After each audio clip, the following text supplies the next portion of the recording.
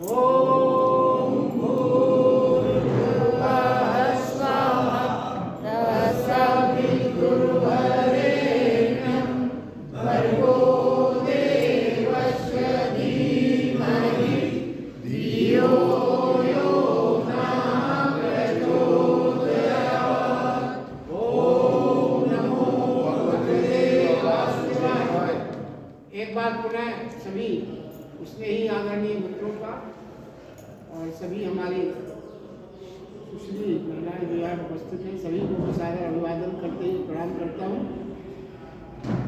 जैसा आपको विदित ही है, हम भगवत गीता के 9वें अध्याय को निरंतर कर रहे हैं। आज हम 26वें श्लोक के आगे का विवरण लेने जा रहे हैं। 26वें श्लोक में भगवान श्री कृष्ण कहते हैं, हे अर्जुन, मेरे पूजन में पत्र, पुष्प, फल, जल आदि जो कोई भक्त मेरे लिए प्रेम से अर्पण करता है, शुद्ध निष्काम प्रेमी भक्त का प्रेम पूर्वक अर्पण किया हुआ वह पत्र, पुष्प, फल, जल आदि मैं ग्रहण करता हूँ।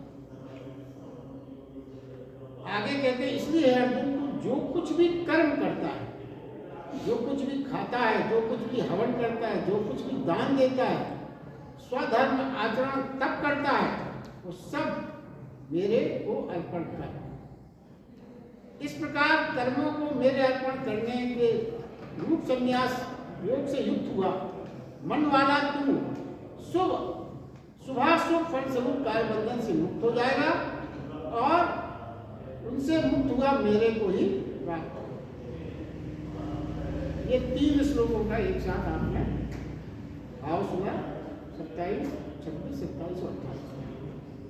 अब इसका इसमें भाव अंदर छिपा हुआ है, इसको समझने पे ही इसका सही विवेचन होता है।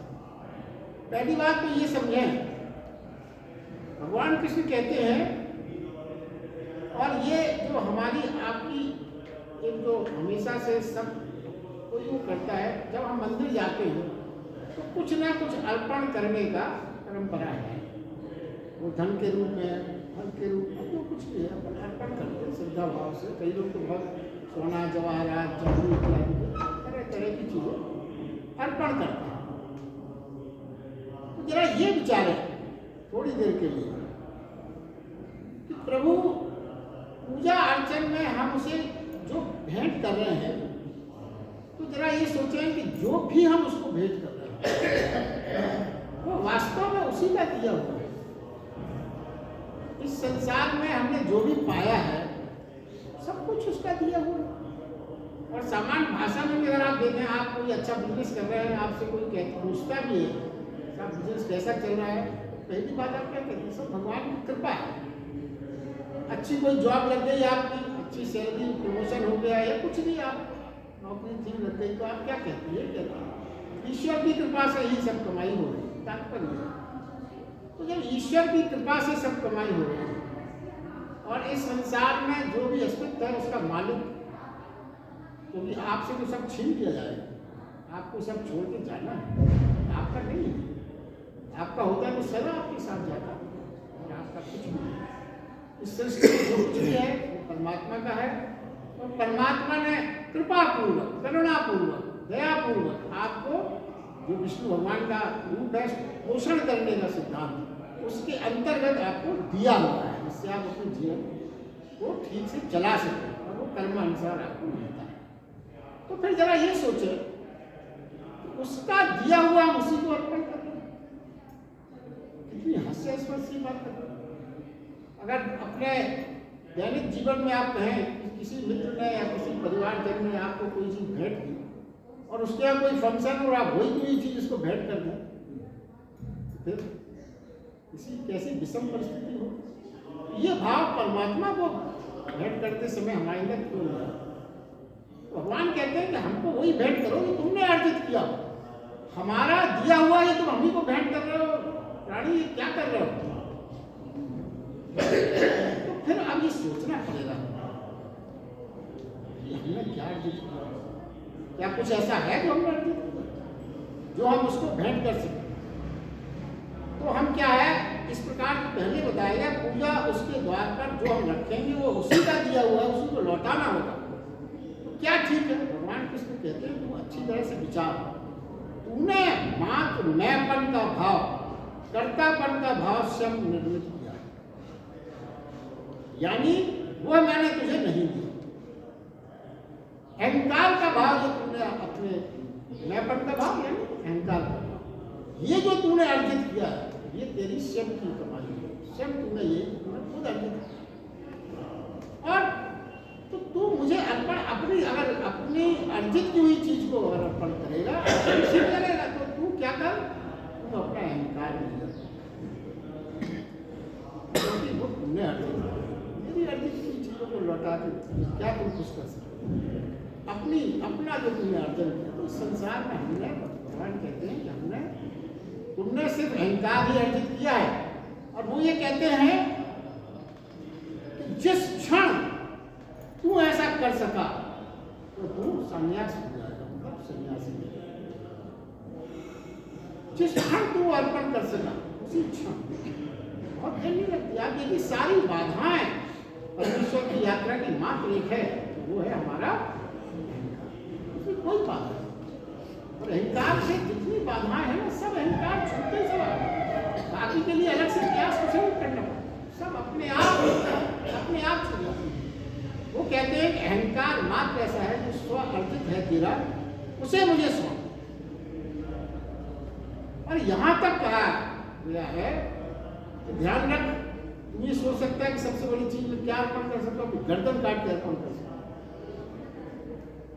कहने वालों ने ये भी कहा कि यदि तुम अब गर्दन भी काट देगा, अर्पण करेगा, तो ये भाव पीछे रहेगा कि मैं गर्दन काट रहा हूं, मैं अपनी गर्दन समर्पित, मैं का भाव गर्दन काटने में भी पीछे रहेगा, तो तुम गर्दन से ज्यादा और क्या समर्पित कर सकता है। इसलिए तू जो समर्पण कर तो अपना अहंकार ही समर्पण। और एक विचारक ने अपनी पुस्तक में बहुत अच्छा दृष्टांत लिखा है, उसके भाव सिर्फ इतने हैं, वो ये लिखते हैं कि मैंने अपने सारे दुर्गुण, सारी बुराइयां छोड़, पूरी श्रम से, पूरी नीति से मैंने उन्हें दूर कर दिया, सारी बुराइयां कर दिया। तब एक दिन मुझे आभास हुआ कि अरे अब तो मुझ में गुण ही गुण है, सारी बुराइयां मेरी दूर हो गई, गुण ही गुण है मेरे अंदर। मैंने उसी समय ये भी एहसास किया, जिस क्षण मुझे ये एहसास हुआ कि मेरे अंदर गुण ही गुण है, उसी एहसास में मैंने उसी क्षण ही एहसास किया कि मेरे भीतर अहंकार की लपटें चल रही, लपटें खड़ी हो। जिस क्षण मेरे अंदर ये भाव आया कि मैं तो बड़ा गुणी हो गया, बड़ा भला आदमी हो गया, उसी क्षण मैंने ये महसूस किया कि अहंकार की लपटें मेरे अंदर होने लगी। मेरे सारे सदाचरण उस अहंकार के भोजन बन गए, सारे सदाचरण उस अहंकार के भोजन बन गए। मैं रात भर सो न सका, चिंतक ने लिखा है अपनी पुस्तक में, मैं रात भर सो न सका, रोता रहा और बोला हे प्रभु, इससे ठीक तो मैं बुरा आदमी था, कम से कम अहंकार तो नहीं खड़ा था मेरे समीप। अब प्रभु ऐसा करके बुराई तो मैंने छोड़ी, भलाई तू छुड़ा, बुराई तो मैंने छोड़ी, भलाई तू छुड़ा ले, ये भलाई तो मेरे लिए कारागार बन गई। इस छोटे से वाक्य में पुस्तक में उसने उद्धरण दिए, सारे भाव आप चिंतन करें तो बहुत गहरी आध्यात्मिक बातें छिपी हुई। देखिए किसी को अगर और ढंग से सोचे तो बुरे आदमी में भी अहंकार होता है निश्चित, मगर बुरे आदमी का अहंकार कमजोर होता है, दीन होता है, क्यों? वो ये जानता है कि मैं बुरा हूँ, जो अंतरात्मा से कहती है कि ये गलत कर रहा हूँ, तो वो अहंकार जो है वो ये इसमें रहता है कि यार इसको किसी ना किसी दिन छूट जाए तो अच्छा। बुरे आदमी को कभी अहंकार जानता है, उसका अहंकार हमेशा कमजोर हो, कहीं ना कहीं उसको ये आभास होता है। मगर क्या है, बुरे से जो छूट जाएगा, भला आदमी क्या सोचता है, भला आदमी में भी अहंकार होता है, और वो कमजोर नहीं होता, वो बहुत सबल होता है। क्यों सबल होता है? वही समझता है कि मैंने साधन से, तप से, साधना से इस अहंकार को पाया। जिस चीज के लिए मैंने इतना तप किया, इतनी साधना की, उसके बाद में इतना सशक्त बन सका, उस अहंकार को कैसे छोड़ दूं? मतलब उसका अहंकार बहुत सबल होता है, बहुत सबल होता है। तो बुरे से तो अहंकार छूट भी जाएगा कभी ना कभी, शायद उसकी बुद्धि सत्संग से या किसी प्रभाव से बुराई से छूट भी जाएगी, मगर भला है व्यक्ति जो है वह अहंकार नहीं छूटता, भला व्यक्ति अहंकार नहीं छूटता। क्यों? वो सोचता है कि मैंने तब से पाया है तो कैसे छोड़ दूं? मैंने इतनी तप किया, इतनी साधना की, जब मैंने पाया इसको कैसे छोड़ूं? इसलिए आप देखिए बड़े बड़े तपस्वी हुए ना, बड़े क्रोधी, बड़े अहंकारी, दृष्टांत है कई लोग जो आप खुद समझा।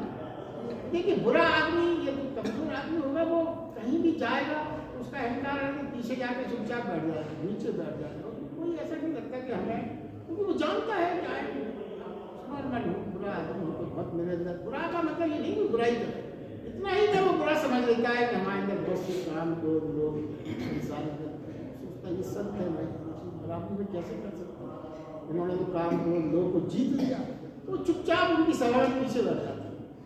मगर उसमें अगर 2-4-6 संत आए हो ना, उनको अपने प्रति में जगह न मिले तो वो समझ लीजिए भयंकर उनका अपमान महसूस करते, वो तो बेचारा चुपचाप बैठा आनंद ले रहा है। और अगर एक ही तपस्वी हुआ तो ठीक है, चलो चल ही आएगा, वो जाके व्यासपीठ पे बैठ जाएंगे, मगर 4-6 संत आ गए, आगे की पंक्ति में जगह न मिले, उनको देखिए आप उनका अहंकार कितनी बुरी तरह से उनको, तो ये वो नहीं छोड़ पाते अपना, वो पीछे नहीं बैठ सकते, वो सभा से बाहर चले जाएंगे, नीचे नहीं बैठ सकते। आप खुद महसूस कर लीजिए, घटनाएं रोज दिखती है, रोज दिखती है, तो उनका अहंकार। इसलिए भगवान कृष्ण कहते हैं बुरा भला तू सब छोड़, तू जो कर रहा है उसे करने वाला मत बन, तू ये जान ले कि तेरे भीतर जो कुछ भी हो रहा है वो मैं कर रहा हूं, उसकी जिम्मेदारी मैं कर रहा हूं सब कुछ। ऐसा सोच के तू अर्पित कर, सब मुझे अर्पित करता है। ये बहुत कठिन है। कठिन क्या है? देखिए सुनने में तो बहुत सरल लगता है, बहुत कठिन है। कैसे कठिन है? क्योंकि कर्म जो हम करते हैं वो तो अपन छोड़ सकते हैं, क्योंकि कर्म बाहर है, ना करिए आप, ये नहीं करिए वो नहीं करिए, बहुत सरल है। पर कर्तापन का भाव भीतर होता है और उसे छोड़ना,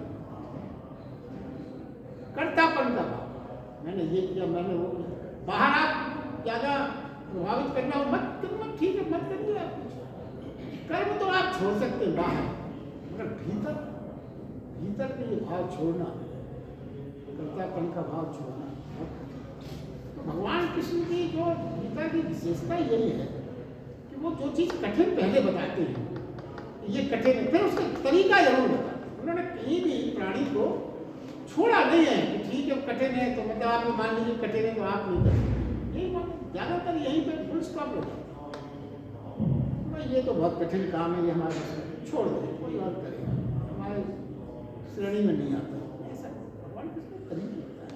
कर्तापन कैसे छोड़े अब ये बताओ, कठिन जरूर है हमारे भगवान इसकी राह है। वो कहते हैं 2 शर्त है, पहली शर्त है शुद्ध बुद्धि और दूसरी है निष्काम प्रेमी भक्त, 2 भाव हो अंतस में बता। अब देखिए इसका विश्लेषण बनता है, शुद्ध बुद्धि क्या है? इसका अर्थ है बुद्धि इतनी शुद्ध हो गई हो, इतनी शुद्ध हो गई हो बुद्धि कि वहां विचार की कोई तरंग ही न रहे। अब यहाँ पे जो मूल बात समझने की हुई है कि अपन क्या सोचते हैं कि अगर हमारे अंदर शुभ विचार है तो हमारी बुद्धि शुद्ध है। इसी तरह से जब शुभ विचार रखे मस्तिष्क में, हमारी बुद्धि शुद्ध है। वो ये कहते हैं ना शुभ विचार ना अशुभ विचार, कोई विचार ही ना हो, पूरी तरह से शून्यता, मौन झील की तरह, कोई तरंग ना। तो देखिए आपको आश्चर्य लग सकता है कि ये शुभ विचार के लिए क्यों मना कर रहे हैं? वो कहते हैं शुभ विचार भी ना हो। क्यों? शुभ विचार यदि होगा तो पीछे से अहंकार जरूर घुस आएगा। कितने शुभ विचार मस्तिष्क में संजोए रखे, इसीलिए उन्होंने नहीं शुभ विचार से उन्हें कोई परहेज नहीं। वो आपकी उस स्टेज पे आपके माइंड को ले जाने की बात कर रहे हैं, कोई विचार ही ना हो, विचार शून्यता हो। और विचार शून्यता जब होगी, देखिए ऐसा है ये क्यों इस तरह कहा गया जैसे बुरा आदमी यानी वासना लोभ क्रोध वाला प्राणी होगा। जिस व्यक्ति में कोई बुरा आदमी अपन किसी को नाम देते हैं जिसमें वासना लोभ क्रोध वाला प्राणी होगा तो क्या होगा समझे आप। उसकी जो संसारिक स्थिति जो होगी तो बुरे आदमी की जो क्रोधी है तरह तरह के विचार में उलझा हुआ है तो क्या करेगा बाहर सबसे लड़ेगा। देखिए क्रोधी आदमी की हमेशा लड़ाई होती रहेगी किसी न किसी, दूसरों को वो सताता है, जो भी उसके आसपास आएगा उसके ताने में हिंसा ये सब चीजें उसमें दिखती है, तभी तो उसको बुरा आदमी कहते हैं। और भला आदमी में क्या विशेषता होती है, मनोवैज्ञानिक बात है, इसको आप ध्यान से समझें। भला आदमी क्या है, बाहर तो नहीं लड़ता, भला आदमी दिखेगा बाहर बिल्कुल नहीं लड़ेगा, बाहर पूरी तरह से अहिंसक दिखेगा, बड़ा लड़ाई दिखेगी, मगर भीतर उसे स्वयं से बहुत लड़ना होता है। भीतर बुराई वासना जब उठती है ना उसके अंदर, उसकी छाती में सवाल हो जाता है कि तुझे मैं नष्ट करूं। तो उसकी लड़ाई बाहर नहीं दिखती। आइए उसकी लड़ाई बाहर नहीं दिखती है, मगर क्या होता है उसमें भीतर उसका युद्ध चलता है। अब देखिए इस पे आप थोड़ी सी हमारे आदरणीय बंसल साहब आए हैं, उनका बहुत बहुत अभिनंदन। तो बात ये चल रही थी कि भला बुरा आदमी जिसकी बुराई बहुत स्पष्ट है वो लड़ता हुआ दिखाई पड़ता है, हिंसा करता हुआ दिखाई पड़ता है, सताता है सबको, क्रोध में रहता है। भला आदमी भी लड़ता है, भला आदमी कहाँ लड़ता है, बाहर नहीं लड़े, बाहर तो भला भला दिखाई पड़ेगा, हिंसक दिखाई पड़ेगा, मगर वो भीतर लड़ता है। क्यों, किसी भी व्यक्ति में क्रोध वासना लोभ के तत्व तो होते ही हैं, मगर जो भलाई के रास्ते में चलता है वो उनकी छाती पे सवाल होकर लड़ता है कि मैं तुम्हें उभरने नहीं दूंगा। क्यों, क्योंकि मेरी इमेज खराब हो जाएगी संसार में। करे हम तो इन्हें बहुत भला आदमी समझते, ये भी इसी बुराई से ग्रस्त है, काय के भले, उसको अपनी इमेज बचाना है। उस इमेज बचाने के लिए वो अंदर ही अंदर युद्ध करता है, बाहर नहीं निकलने दो। और वो वासना वो क्रोध बाहर निकलने के लिए बेचैन होता है, भला आदमी लड़ता है, छाती में सवाल होता है, नहीं निकलने दूंगा कुछ। ये परिस्थिति आप इसको बहुत सामान्य सी बात है, मगर आप इसको अच्छी तरह से महसूस कर सकते हैं। जीवन में ऐसा नहीं होता। देखिए तीसरी स्थिति एक और है, ये दो स्थिति तो अपन ने समझ ली। तीसरी एक स्थिति है, उसी को भगवान ने शुद्ध बुद्धि किया है। शुद्ध बुद्धि कहा यानी विचार वासना होते ही नहीं, अंदर हो ही ना, इतनी शुद्ध बुद्धि वासना और विचार से आप अलग हो जाए। जब किसी तरह का क्रोध से आप मुक्त हो गए, क्रोध की स्थिति में आ गए, वासना की स्थिति समाप्त हो गई, तो फिर कोई संघर्ष नहीं समाप्त हो गया, कोई संघर्ष नहीं। ना लड़ने वाला कोई है, ना लड़ने वाला है कोई, ना कोई वजह बची इससे लड़े, ना कोई मालिक ना कोई गुलाम, मात्र शुद्ध चेतना ही रह जाती है। इसी को भगवान ने शुद्ध बुद्धि कहा। यानी शुद्ध बुद्धि का मतलब ये हो गया किसी तरह के कोई विचार ही अंदर ना होना, शुद्ध विचार ना अशुद्ध विचार, विचार शुद्धता। और देखिए कुछ बातें और समझें, समाज कैसा चाहता है, समाज कैसे प्राणी को देखता है। समाज प्राणी की मात्र बाहरी भलापन देखना चाहता है, देखता नहीं, वो यही चाहता है कि आप बुरे आदमी ना हो, ऐसा प्रतीत हो। समाज उसको स्वीकार नहीं लेता, उसको सिर्फ इतना ही पर्याप्त है कि आप भले आदमी लगते हो, प्रतीत होते हो भले आदमी, बस बाहरी पहलू ठीक हो आप, और समाज को क्या लेना देना आपसे। आपके आचरण ठीक हो, ठीक दिखे, आप समाज में जब बिहेवियर करें तो अच्छा बिहेवियर करें, समाज के लिए उतना पर्याप्त है। मगर उस व्यक्ति के भीतर क्या चल रहा है इसको समाज समझ ही नहीं पाता, और ये उसकी क्या है, निजी समस्या। ये जो समस्या होगी बुराई की, ये उसमें निजी समस्या है। फिर क्या है, मगर धर्म क्या कहता है? समाज की तो बात पूरी हो गई, इतना पर्याप्त हुआ। धर्म यहाँ धर्म कहता है असली बात, भीतर क्या चल रहा है उसे अच्छा करना। धर्म यहाँ नहीं रुक जाता कि आप बाहर से बहुत अच्छे लग रहे हैं, बाहर आप बहुत अच्छा आचरण कर रहे हैं, बहुत व्यवहारिक हैं, आप बहुत प्रेम से सबसे बोल रहे हैं, बाहर की दुनिया में तो चल जाए, भीतर नहीं चल। वो व्यक्ति धार्मिक हो ऐसा आवश्यक।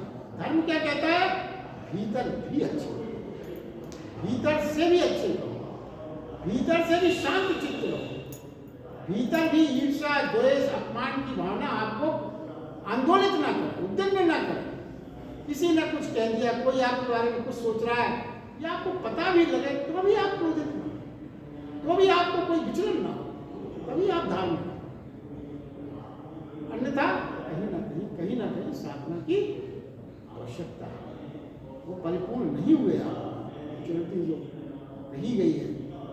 अगर आपको कोई आपको इतना आत्मविश्वास अंदर होना चाहिए कि मैं जो कुछ भी कर रहा हूं अच्छा कर रहा हूं, उस अच्छे करने के बाद आपको दूसरे के सर्टिफिकेट की क्या आवश्यकता क्यों है? हम और आप ज्यादातर आकलन क्या करते हैं, जब दूसरे कह दें कि आप बहुत अच्छे आदमी, तभी हम अपनी को अच्छे समझते हैं। दूसरा कह दे कि आप व्यर्थ हैं, ठीक नहीं कर रहे, तो हम संशय में पड़ जाते हैं कि हमारी कार में कोई भूल है क्या, ढूंढने लगते हैं, सोचने लगते हैं। ये आपकी कमजोरी है। आप सशक्त हैं अंदर से, आप आत्मा कह रही है कि मैं ठीक हूं, तो आपको दुनिया के चक्कर में पड़ने नहीं चाहिए, सुनने नहीं चाहिए, उसकी तरफ ध्यान नहीं देना। उसकी क्या जरूरत है आपको? अगर आप भले हैं, आत्मा आपकी सबल है, आप अच्छे काम कर रहे हैं, तो ये दो कौड़ी के लोगों की सर्टिफिकेट की आपको आवश्यकता है क्या? ये कोई वाइस चांसलर लगेगा नहीं सकता है कि आपको प्रमाण पत्र नहीं देंगे जब तक आपकी पीएचडी नहीं मंगाई। क्या मतलब? हमारी कमजोरी है। ये नेताओं के गुण होंगे, हमारे गुण होंगे, क्योंकि भगवत गीता सुन रहे हैं, हम आध्यात्मिकता की राजनीति, ये कमजोरी हमें नहीं करना। नेता लोगों को इस बात की फिक्र रहती है कि समाज में क्या होता है, किसी का वोट चाहिए। हमारी तो आत्मा सबल है, अपना आकलन खुद करें।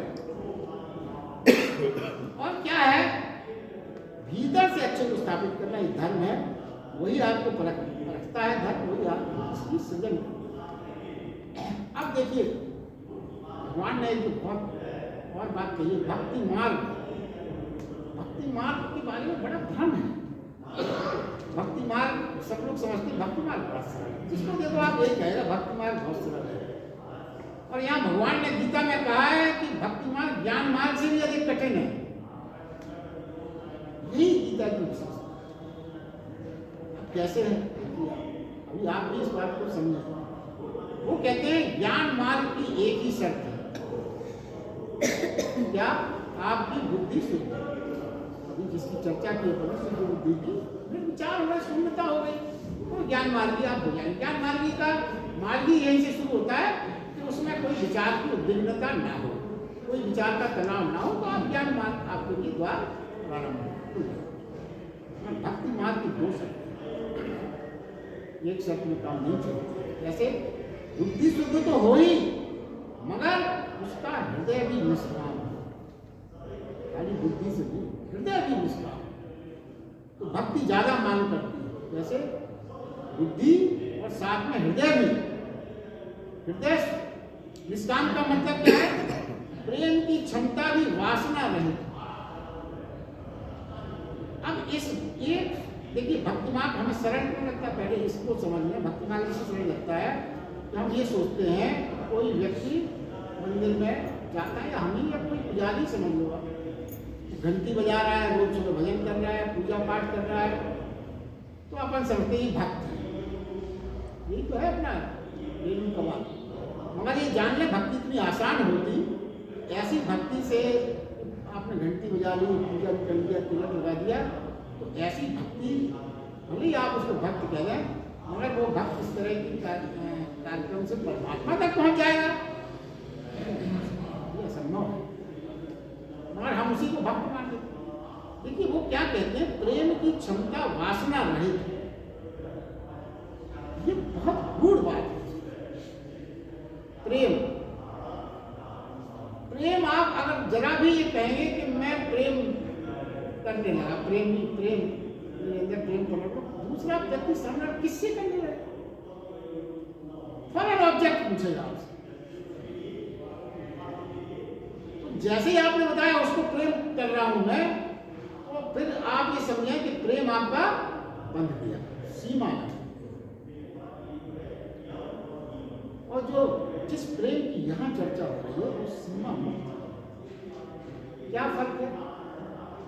प्रेम किसी व्यक्ति से नहीं है, प्रेम अस्तित्व से। और अस्तित्व से प्रेम का क्या अर्थ है? जो कुछ भी आपके सामने है, जैसे दिया जल जाता है जब कमरे में, तो वो ये नहीं सोचता कि किसको प्रकाशित करूं किसको न करूं। वहां अगर कोई कुत्ता भी बंधा हुआ है तो वो भी रोशनी में आ जाएगा, धार्मिक पुस्तकें रखी होंगी वो भी पुस्तक में आ जाएगी, मंदिर होगा कोई, सब कहीं कोई किरणों में। सूरज जब सुबह निकलता है सिलेक्टिव नहीं होता सूरज कि भाई ये बहुत बड़े आदमी है तो ज्यादा चमको, ये गरीब है इसके कम चमको, नहीं, ऐसा कुछ नहीं। आपको रोज के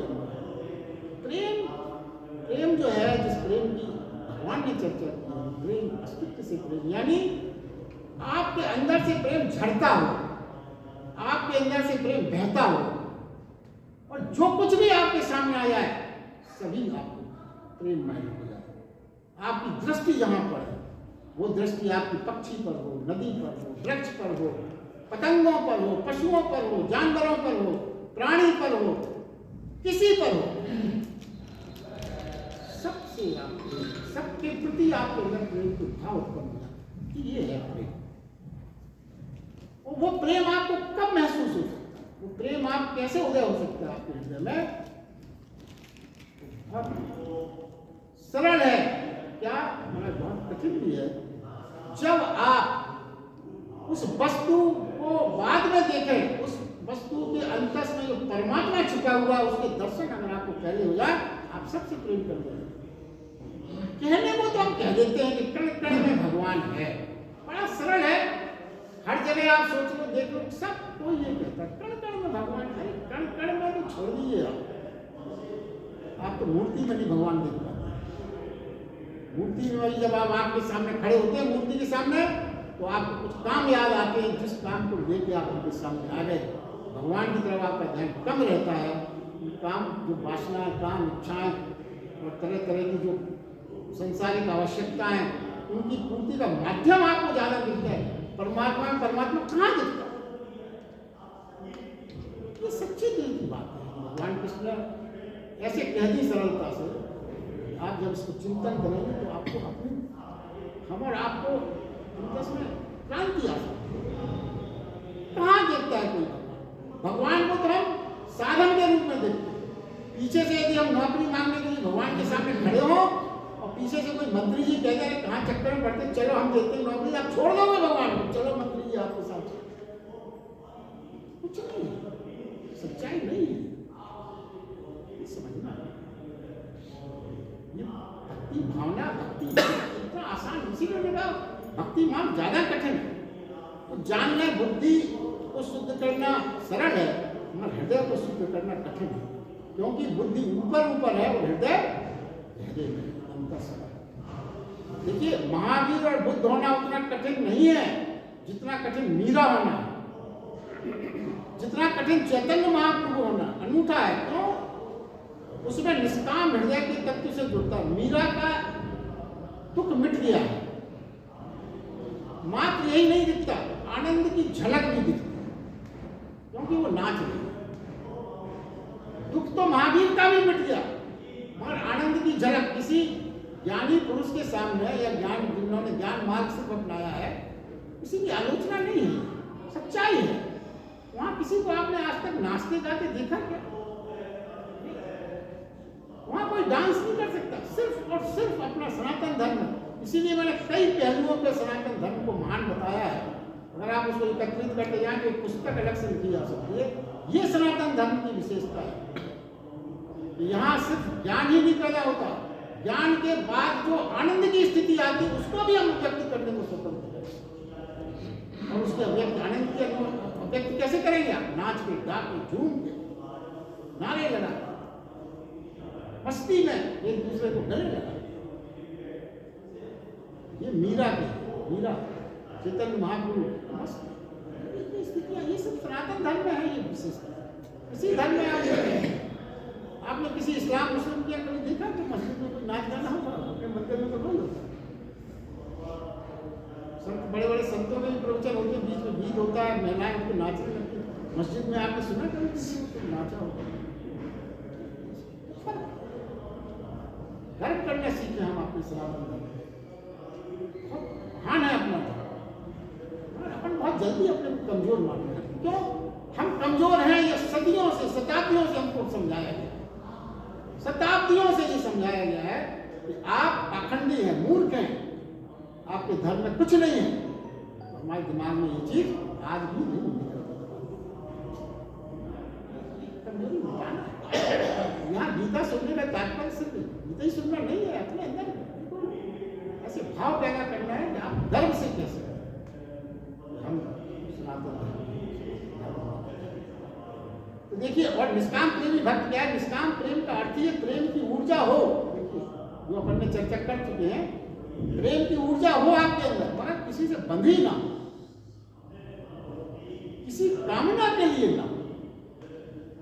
किसी से यदि प्रेम आपने किसी कामना के लिए किया तो प्रेम नहीं है, वो तो बिजनेस है, सौदा है। आप देखिए कभी कभी कैसा प्रेम उमड़ता है। जो अधिकारी के रूप में रहे हैं या बड़े बड़े बिजनेसमैन कहीं रहे हैं, उन्हें आभास है, कोई इतना प्रेम करने लगता है कि अचंभा लगता है कि कैसे इतना सचेत रहा है उनसे। प्रेम नहीं है, वो तो सौदेबाजी चल रही है उसके दिमाग में, कुछ ना कुछ, या आपसे कुछ प्राप्त कर ले, इससे ज्यादा कुछ नहीं। ऐसा भक्त हो जो अपना सब कुछ छोड़कर परमात्मा के चरणों में अपना कर्तापन छोड़ जाता है, वही निष्कामी प्रेम भक्त भी यही है। तो भगवान ने इसलिए कर्तापन छोड़ने के लिए दो शर्तें बताई, शुद्ध बुद्धि और निष्काम प्रेमी भक्त। अब अगला क्रम में बहुत महत्वपूर्ण है, इसको आप ध्यान से सुने। भगवान ने क्या कहा? जल, पत्र मतलब पत्ते, पुष्प, फल, अगर आप हमें ये चढ़ा दें निष्काम प्रेमी भक्त, तो अब वो ये कहते हैं कि पत्र, पुष्प, फल चढ़ा दें तो मैं उन्हें ग्रहण कर लेता। भाई इससे आसान और क्या हो सकता है जीवन में? लोग आप सोचते हैं वाह वाह वाह, ये तो बड़ा सरल है, ना एक पैसे भी नहीं लगा, हर चीज फ्री में मिल जाएगी, जल होगा, पत्ता, फूल, चढ़ा दिया, भगवान प्रसन्न। जरा आप ये सोचें, सुनने में तो साधारण बात लगती है, कोई भी सोच सकता है ये तो बड़ा सरल है, बहुत सरल है, मगर जरा विचारें, कृष्ण भगवान ने जब तक कोई बात नहीं कही जब तक उसका कोई गहरा रहस्य। गीता में भगवान कृष्ण ऐसा कुछ नहीं कहा, इतना सरल हो। तो आप जल चढ़ा दें, पत्ते चढ़ा दें, फूल चढ़ा दें, आप बिल्कुल भक्त कर गए, सब काम हो गया। आप भगवान ने कहते हम उसको ग्रहण कर लेते, उन्होंने ग्रहण कर लिया मतलब काम पूरा हो गया आपका। ना ऐसा नहीं, क्या कह रहे हैं समझना क्या है? जीवन में आप जिस स्थिति में हो, संपूर्णता से उस स्थिति को अर्पण करें। जीवन की यदि आप प्रारंभ से स्थितियां देखें, तो जैसे मान लीजिए कोई बीज है, उसको उगाना है, तो सबसे प्राथमिक आवश्यकता क्या हो? जल की आवश्यकता। मतलब जीवन का प्रारंभ ही जल से होता है। और जैसे बीज का उदाहरण दिया गया, वैसे ही आप मनुष्य का भी आप साथ साथ रिलेट करते जाए, तो मनुष्य का भी जो जन्म प्रारंभ होता है, प्रारंभ वो जल से ही होता है। मतलब जल प्राथमिक स्टेज है मनुष्य के प्रथम। उसके बाद जैसे ही बीज अंकुरित हुआ, पत्ते के रूप में दिखाई पड़ा। तो जल को तो यह है कि जल को उसमें कोई विचार नहीं, बड़ा सरल है, किसी भी रूप में आ जाता है। पत्ता जो बना, सबसे पहले मनुष्य की स्थिति क्या है?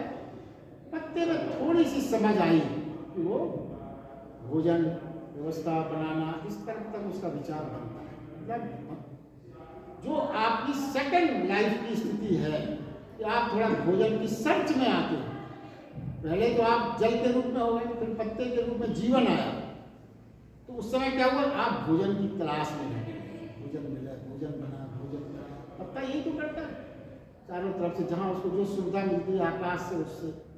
तो बच्चे भी यही स्थिति अपने second phase of the life, कि वो माँ के स्तन से कहिए या फिर थोड़ा और बड़ा होगा, दूध खिचड़ी कुछ भी आप उसका अंदाज लगा सकते। ये आपके जीवन की सेकंड स्टेज है। तीसरी स्टेज क्या होती है, मनुष्य की वृक्ष की फूल उसमें होती है, सुगंध चारों ओर। जैसे जैसे व्यक्ति थर्ड स्टेज में आता है अपनी लाइफ पे, तो सुगंध जैसे फूलों की व्याख्या होती है, उसके कर्मों से भी, उसके विचारों से भी सुगंध फैलने लगे, मतलब उस संसार को अपनी ओर आकर्षित करने लगे। ये जीवन की तीसरी स्थिति फूल वाली। और चौथी स्थिति क्या है, फल बनने वाली। फल बनने का मतलब उसके अंदर मैच्योरिटी आ गई और वो पुनः बीज के रूप में उस फल में बीज पाए जाते हैं, पुनः जीवन प्रारंभ करने की स्थिति में आ गए। ये मनुष्य की स्टेज है लाइफ, पुनः जन्म देने की स्थिति में आ गया वो मनुष्य और फल की तरह सुगंधित हो गया। और लास्ट से तो आपको सबको मालूम है कि वो फल इतना पक जाता है कि स्वयं वृक्ष से नीचे आता है। ये मोटा मेजा सबको पता है, यही उसका भाव है। तो भगवान ये कहते हैं, देखिए जल, पत्र, पुष्प और फल, कितना बड़ा मनोविज्ञान इसके पीछे छुपा हुआ है कि तू इंतजार मत कर कि मैं पहले पत्ता बन जाऊं, फूल की तरह मैं तब चढ़ूं। कहते जिस स्थिति में तू है उसी स्थिति में तू मुझको अर्पण कर। इतनी सहूलियत, प्रतीक्षा मत कर, ये मत चाह ऐसा हो जाए, ऐसा हो जाए जब मैं तेरे पर, ये मत सोच कि अरे मेरी तो अभी बहुत पुअर स्थिति है, पत्ते की तरह हूँ, अभी मैं क्या तुझको ना अर्पण हूँ, अभी मैं फूल ही तो हूँ, कुछ नहीं है, अर्पण हूँ, अब मैं फल बन जाऊँ, अर्पण हूँ। किसी भी स्थिति को कहते कहीं रुक मत, मुझे सब स्वीकार है। ये इसके पीछे मगर आपको सर्वस्व समर्पण करना। कहते हैं तू चिंता मत कर, जिस दिन तू अपने समस्त किसी भी तरह का हो, कितना भी कमजोर हो, कैसी भी स्थिति में हो, यदि तू सच्चे मन से संपूर्णता से यदि तू मुझे अपने को अर्पण कर देगा तो मैं तुझे उसको स्वीकार करूंगा, ग्रहण करूंगा।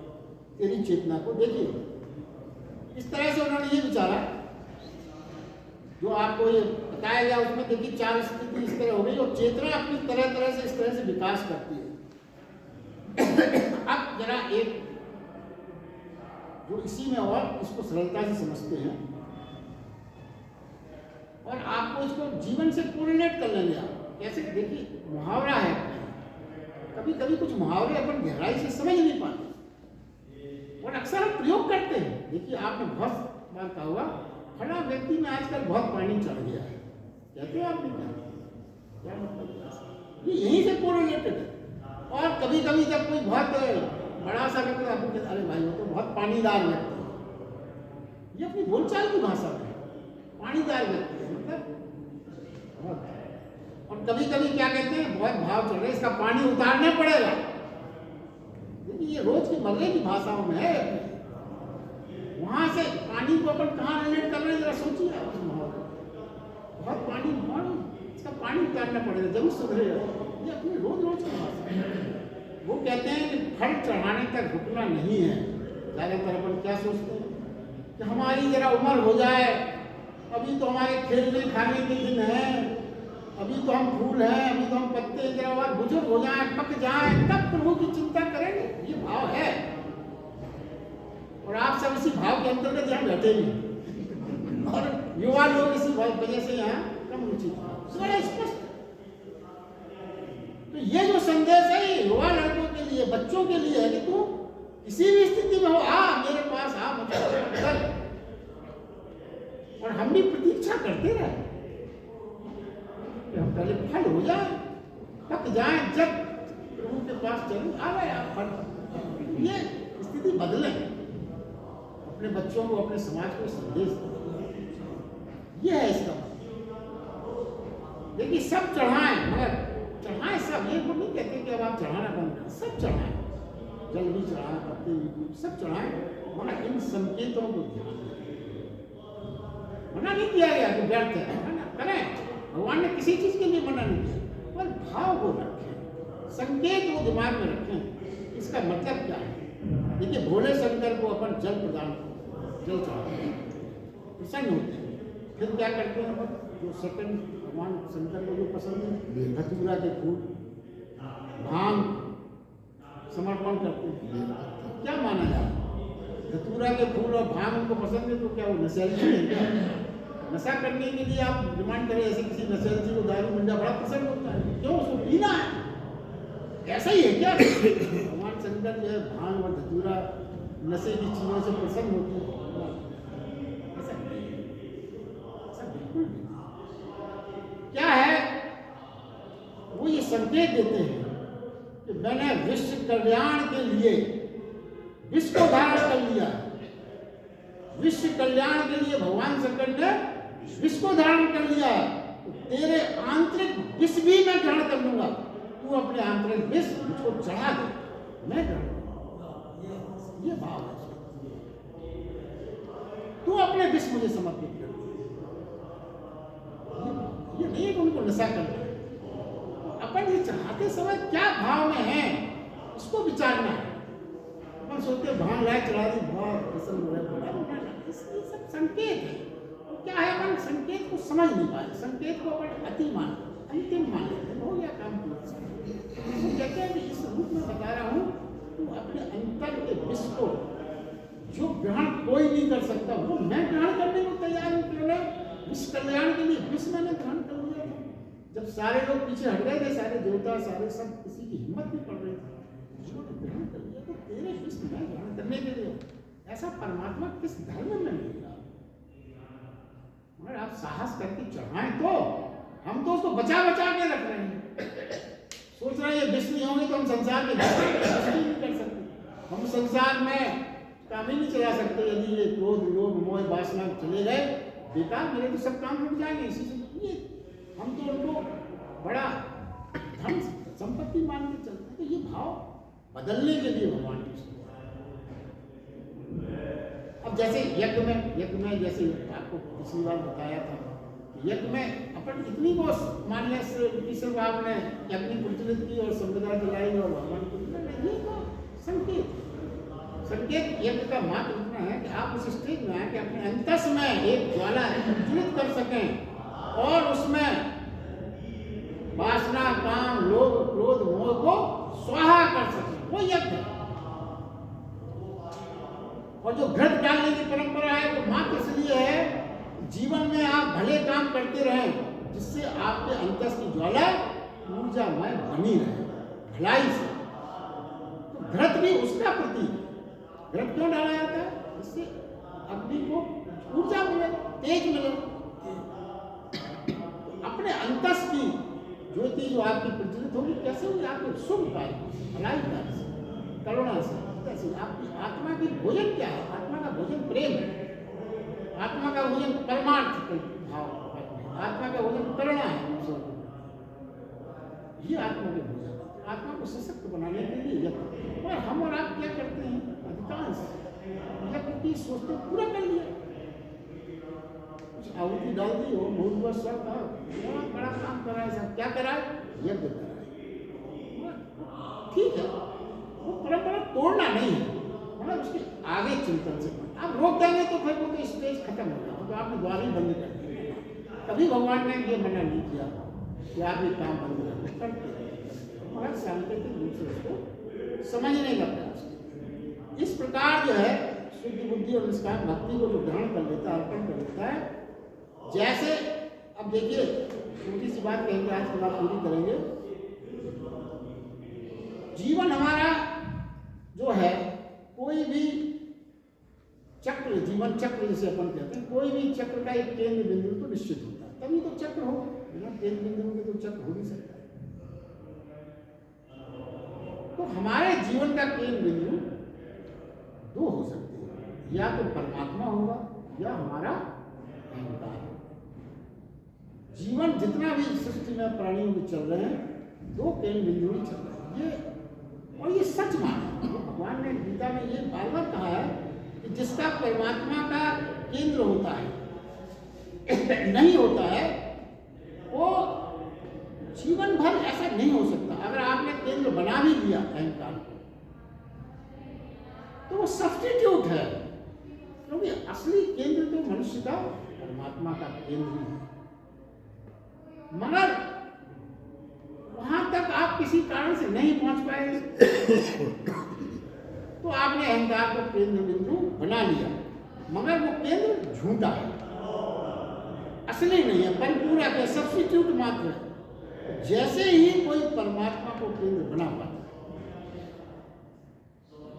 तो अहंकार का केंद्र स्वतः विदा हो जाता है, कुछ करना नहीं पड़ता। क्यों? वो मूल है, मूल है, मगर क्योंकि आप उसके पास तक नहीं पहुंच पाए। जैसे असली फूल और नकली फूल के बारे में सोच रहे हैं, कभी कभी नकली फूल भी असली से लगने लगते हैं, पर भ्रम में पड़ता है। केंद्र जो अहंकार का केंद्र अपना बन गया जीवन में, वो सब्स्टिट्यूट है, वो असली नहीं है आपका जीवन। उससे आप संतुष्ट ना हो, धीरे धीरे आपको समझ में आ जाएगा कि केंद्र परमात्मा ही हमारा है।